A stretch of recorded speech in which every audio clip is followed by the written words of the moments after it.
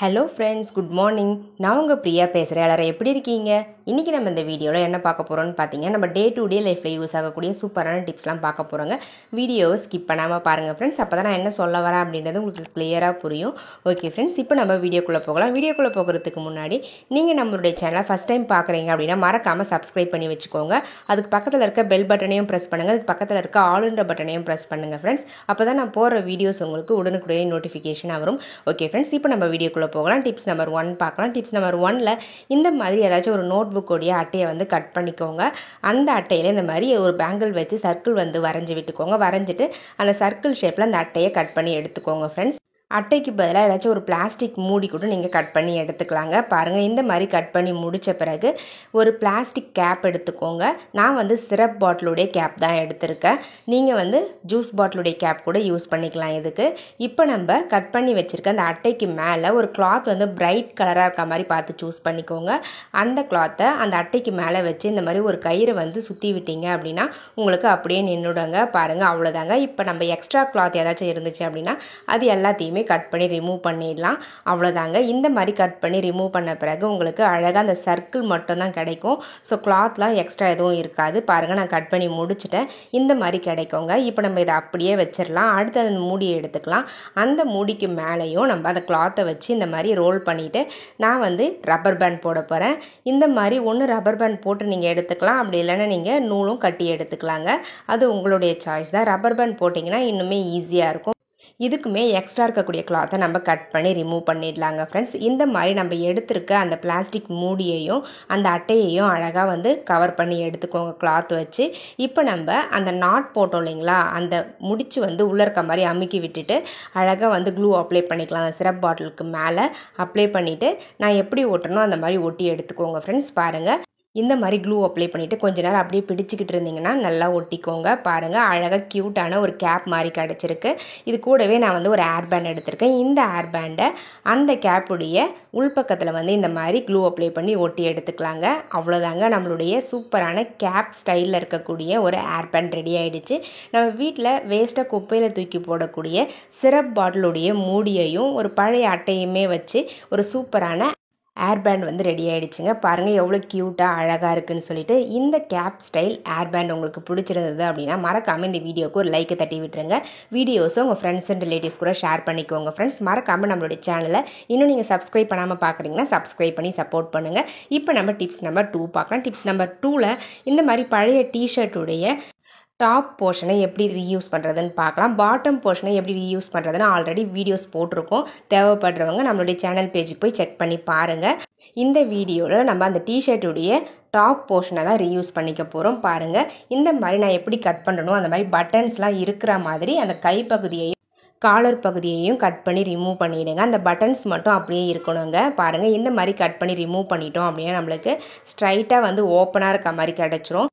இப்போ இந்த கிளாத்தை நான் எப்படி கட் பண்ணிவிட்டு மடித்து விட்டு தச்சு எடுத்துக்கிறனோ அதே மாதிரி நீங்களும் மடித்து தச்சு எடுத்துக்கோங்க ஃப்ரெண்ட்ஸ். இப்போ நம்ம சப்ஸ்கிரைபர் எல்லாருக்குமே ஒரு பெரிய ஹாய் சொல்லிக்கலாங்க. சத்யா, கண்ணன், அன்னபூரணி, பிரியா, கனகவள்ளி, சோலை, ஆனந்தன், ஆரோக்கியா, பிரீத்தி, லக்ஷ்மி, ஆஷிக், மகேஸ்வரி, குமார், இவங்க எல்லாருக்குமே ஒரு பெரிய ஹாய் சொல்லிக்கலாங்க ஃப்ரெண்ட்ஸ். ஓகே ஃப்ரெண்ட்ஸ், இப்போ நம்ம வீடியோக்குள்ளே போகலாம்.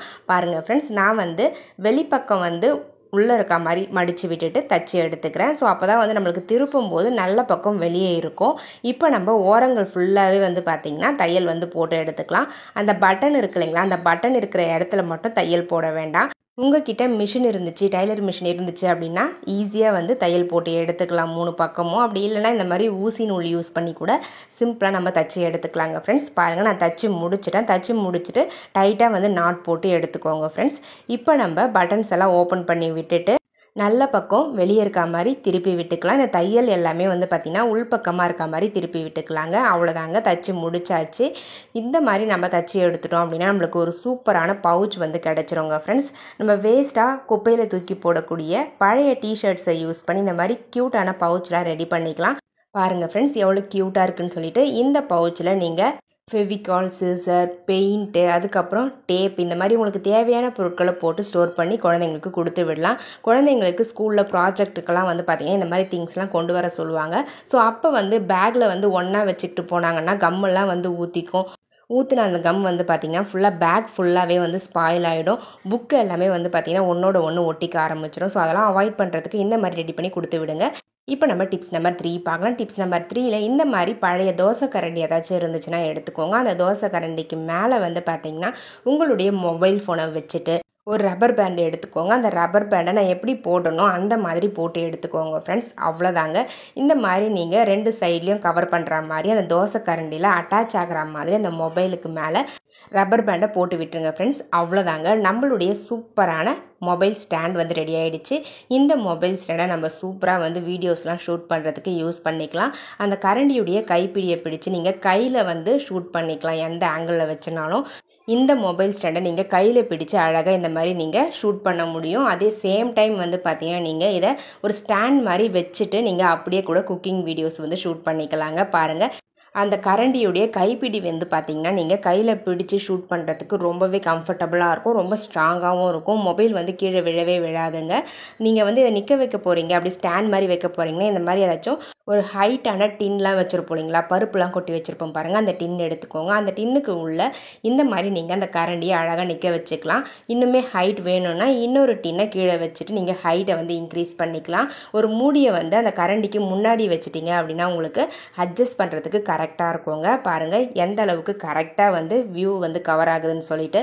ஸோ ரொம்பவே ஸ்ட்ராங்காக இருக்கும் இந்த மொபைல் ஸ்டாண்ட். உங்களுக்கு யூஸ் பண்ணுறதுக்கு ரொம்பவே கம்ஃபர்டபுளாகவும் இருக்கும்.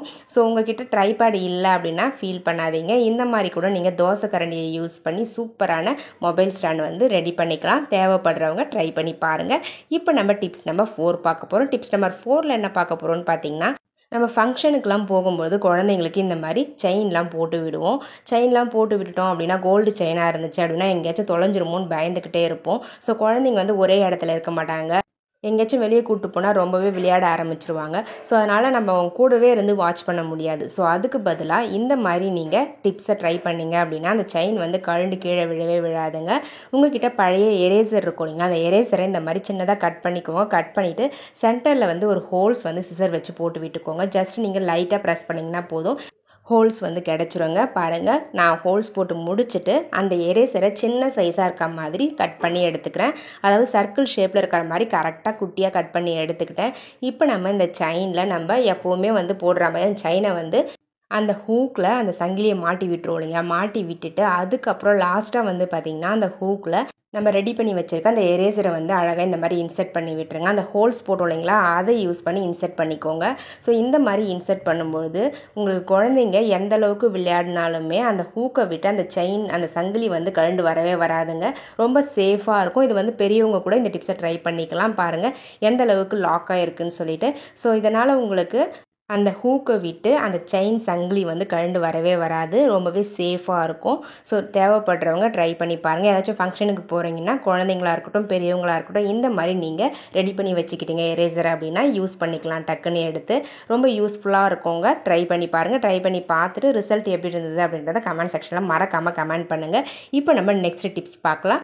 ஓகே ஃப்ரெண்ட்ஸ், இப்போ நம்ம டிப்ஸ் நம்பர் 5 பார்க்க போகிறோம். டிப்ஸ் நம்பர் 5ல் நம்ம சிசர்லாம் வந்து பேக்லேயோ பர்ஸ்லேயோ வச்சு வெளியே எடுத்துகிட்டு போகிறோம் அப்படின்னா ரொம்பவே அன்கம்ஃபர்டபுளாக இருக்கும். நம்ம கை வச்சு எடுக்கும்பொழுது கையில் வந்து கிழிச்சிரும். குழந்தைங்களும் வந்து பார்த்திங்கன்னா வீட்டிலேருந்து சிசர்லாம் எடுத்து யூஸ் பண்ணுறாங்க அப்படின்னா அதுவுமே சேஃப் கிடையாது. எடுக்கும்பொழுது காலெல்லாம் விழுந்துச்சுன்னா அடிபட்டுரும். இந்த மாதிரி சிசருக்கு மேலே ஒரு பெண்ணுடைய கேப்பை வந்து நீங்கள் போட்டு விட்டுட்டீங்க அப்படின்னா அந்த சிசர் வந்து லாக் ஆகிடும், ஓப்பனே ஆகாது. நம்ம எடுத்து அந்த பென் கேப்பை கழட்டின பிறகு தான் அந்த சிசர் வந்து ஓப்பன் ஆகும்.